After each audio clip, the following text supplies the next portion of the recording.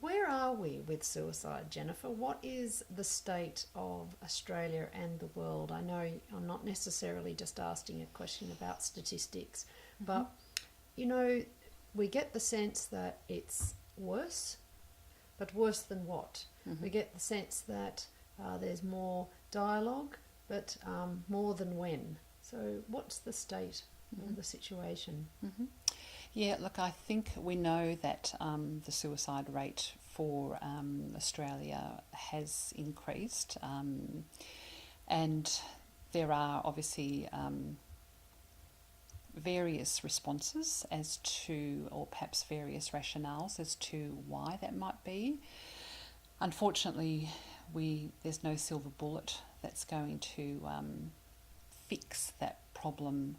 But I think that obviously with more funding allocated to programs at the prevention and education end of the spectrum versus the crisis intervention end, it's kind of using the metaphor that it's better to have the ambulance at the top of the cliff versus having to go and rescue the person at the bottom of the cliff. So from that perspective, we know that there are, as I say, a number of programs that are being funded now. There's a big initiative from the point of view of organisations working together to actually look at respond to issues locally at a local perspective. So it's about inclusive practice and collaborating with other services.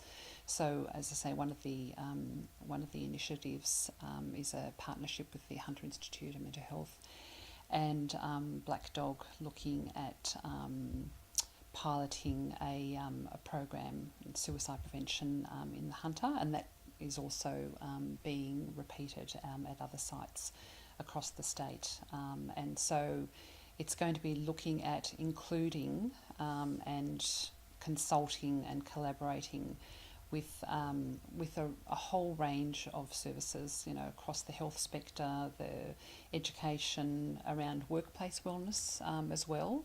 So it's around, again, provision of training and education for people and from at all ages to be able to, as I say, to have those conversations around if they're feeling suicidal, or if people also self-harm is a really big issue as well, because we know that there are, for every one suicide, there are around 5 suicide attempts.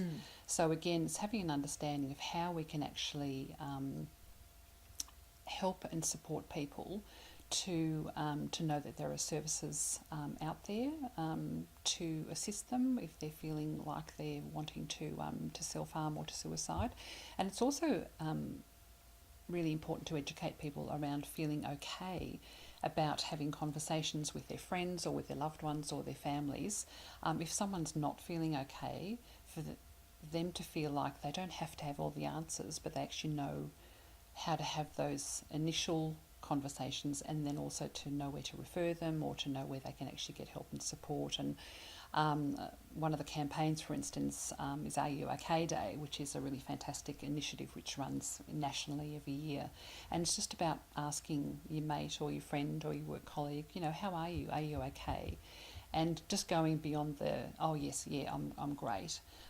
If you feel like they are going through a hard time, it's actually equipping people to actually know how to then, as I say, to have the next level of conversation and encourage that person to seek help and to seek the right support. My impression as just a parent and anecdotally is that the Are You OK Day has had a positive impact in the teen world.